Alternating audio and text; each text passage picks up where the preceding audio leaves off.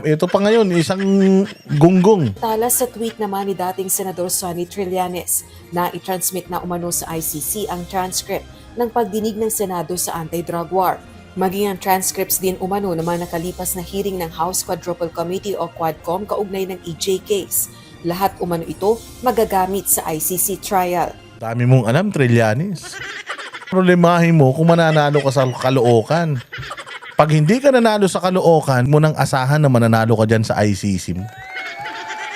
Kung hindi mo kayang kumbinsihin yung mangilang-ngilang tao ng Caloocan para maniwala sa'yo, Trillanes, ito ha, kung hindi mo mapaniwala yung ilang libo lang, ilang daan libo lang na mga residente ng Caloocan, pag di mo sila napasunod sa iyo at napapaniwala sa mga kalokohan mo, ibig sabihin wala kang silbi.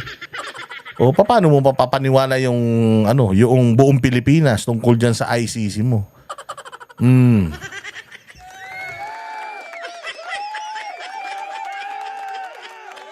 Masyado ka kasing pasikat. Wala ka ng pag-asa, Sonny Trillanes. Ang tingin ng tao sa'yo, ipis. Mas mababa pa uri mo sa ipis, Sonny Trillanes. Maniwala ka. Itinanggi naman ng Quadcom overall chairperson na si Representative Robert Ace Barbers na nagbigay ng transcripts ang 4 House panels sa ICC. Kita mo, napakasinungaling pala talaga nito ni ni Trillanes. Mantakin mo, sinasabi ni Trillanes na nagbigay siya.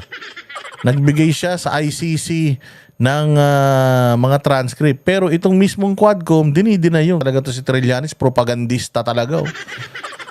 Kaya ang tawag sa iyo sa Congress, hari ka ng chismis eh. Chismoso ang tawag sa iyo eh. Mahilig ka lang mang-intriga, Trillanes.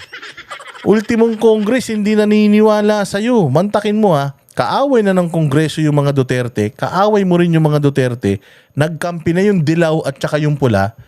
Nung kumakampi ka sa kanila, tinakwil ka pa nila. Putya, ganun kababa ang uri mo.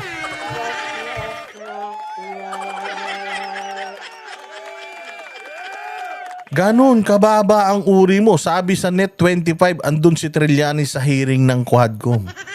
Ginagawa niya doon. Kailangan ba ng bomb sniffing dog doon? Aso yan eh. Hindi kasi tingnan mo dati yung mga dilawan tae, galit na galit sa mga loyalista nga.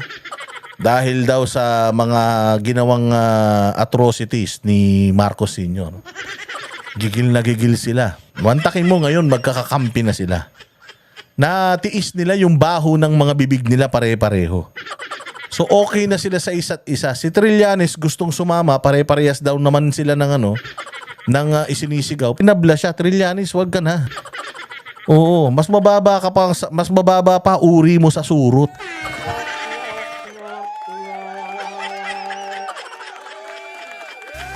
As far as the Quadcom is concerned, there was no authority coming from anyone, any of the co-chairs, to release transcript of records ng Quad hearings, no, and release it to the ICC. Kasi amin is we will not be bothered by the request of the ICC. Bahala sila if they want to access.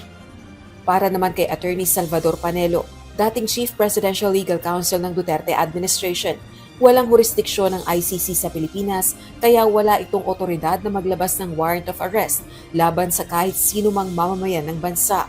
Sakali namang baguhin ni PBBM ang posisyon nito at makipagtulungan sa ICC, pagsusuko umano ito ng jurisdiksyon ng bansa at maituturing na pagsira sa tiwala ng publiko. Rosalie Coz. Ayun.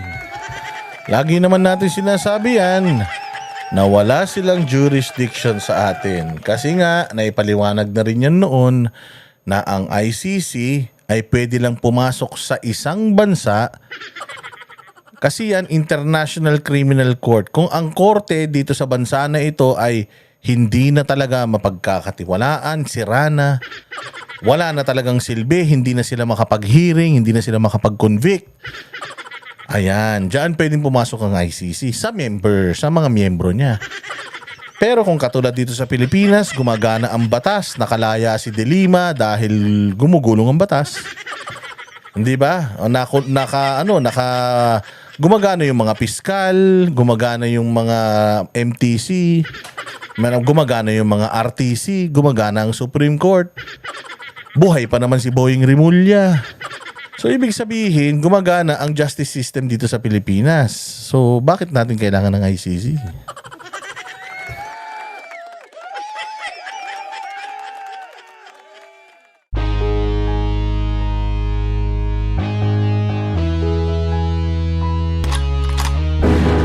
Yan ang Banateros, walang inuurungan. Pag tama palakpakan, pag mali ay babanatan.